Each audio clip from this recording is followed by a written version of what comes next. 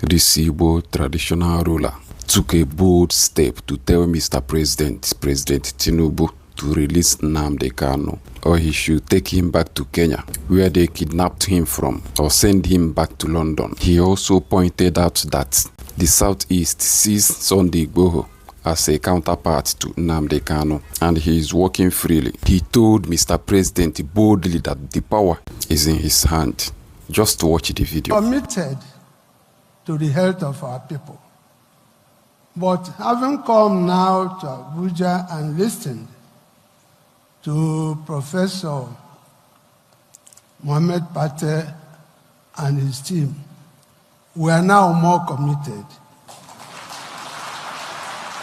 So the traditional rulers of Nigeria will now go home and work harder than before. But I must tell you, Mr. President, that personally, I don't feel very happy because you were not here in the morning. There were several speeches. We listened carefully. I listened to the opening address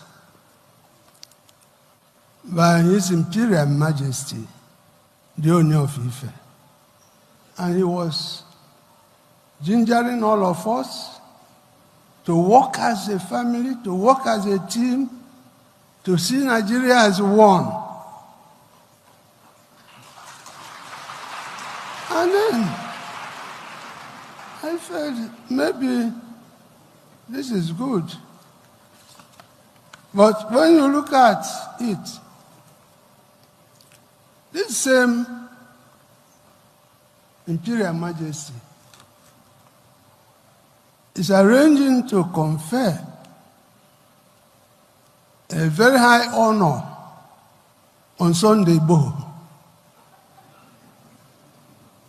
who in my own part of Nigeria in the southeast, we see him as a counterpart of Nnamdi Kanu.